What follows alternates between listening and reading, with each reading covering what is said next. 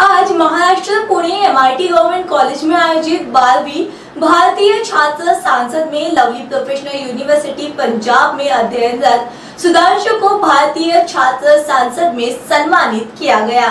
Maharashtra Pune MIT government college में आयोजित 12वीं भारतीय छात्र संसद में लवली प्रोफेशनल यूनिवर्सिटी पंजाब में अध्ययनरत एवं बाल कांग्रेस छिंदवाड़ा जिला उपाध्यक्ष सुधांशु ढाके ने मध्य प्रदेश और छिंदवाड़ा सौसर का प्रतिनिधित्व करते हुए अभिव्यक्ति की स्वतंत्रता कहा है लक्ष्मण रेखा इस विषय पर छात्र नेता के रूप में छात्रों को संबोधित किया। सम्मानित होने पर ढेरों शुभकामनाएं इष्ट मित्रों और परिवार से सुधांशु को मिली।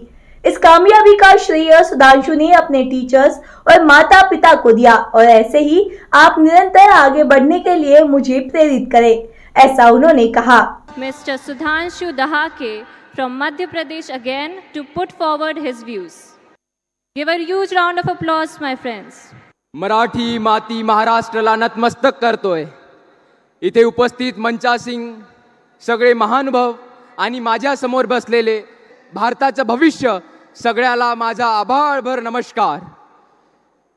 भारत की अखंडता का ही विनाश कर चर्चाओं में है वो, संविधान से उनका नाता सगा, ऐसा लगता है क्या? अरे बोलेंगे और करेंगे शर्मिंदा वो लोकतंत्र को, आखिर साहब बोलने का पैसा लगता है क्या? हाँ, मैं बात कर रहा हूँ कई राजनेताओं के धर्म विरोधी बयान की, बात करता हूँ कंगना रनौत की जो अपने आप की तुलना वीरांगना रानी लक्ष्मीबाई से करती है और शहादतों भरी आजादी को भीख बताती है। अभिव्यक्ति की स्वतंत्रता कहा है लक्ष्मण रेखा विषय पर बोलने के लिए खड़ा हूं। भारत एक लोकतांत्रिक देश है और अभिव्यक्ति की स्वतंत्रता के बिना लोकतंत्र असंभव है। विचारों का स्वतंत्र प्रसारण ही इस स्वतंत्रता का मुख्य उद्देश्य है। ये आजादी, ये स्वतंत्रता एक नवजात शिशु को भी उतनी है जितने एक निजी संस्थान में कार्यरत किसी अफसर की। ये आजादी, ये स्वतंत्रता किसी गांव के गरीब पुरुष की भी उतनी है जितनी इस देश के सम्माननीय प्रधान पुरुष की। अभिव्यक्ति की स्वतंत्रता का ही परिणाम है जो हम अपने अधिकारों को लेकर सरकारों के खिलाफ आवाज उठा सकते हैं। वो चाहे अनुच्छेद 370 हो या 3 तलाक, CAA, NPA हो या NRC, किसान आंदोलन हो या अग्निवीर जैसी कई बड़ी योजनाएं।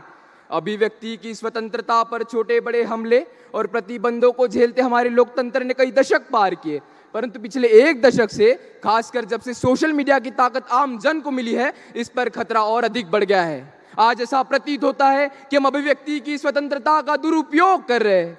मुझे तो नागार्जुन की वो बात याद आती है, उन्होंने कहा था गांधी के भी ताऊ निकले तीनों बंदर बापू के, सरल सूत्र उलझाऊ निकले तीनों बंदर बापू के, ज्ञानी निकले ध्यानी निकले तीनों बंदर बापू के, सचमुच जीवनदानी निकले तीनों बंदर बापू के।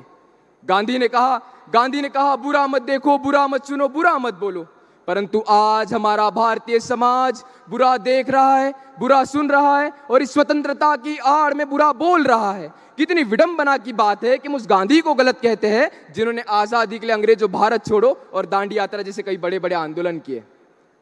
माफ कीजिएगा, ये आजादी तो गलत लगती है जब हम एक तरफ महाराष्ट्र की शान राजे छत्रपति शिवाजी महाराज के विचारों पर चलने की बात करते हैं जिनके नौसेना की कमान सिद्धि संबल के हाथों में थी। केसरी उजाला न्यूज के लिए सौसर छिंदवाड़ा से चेतन साहू की रिपोर्ट।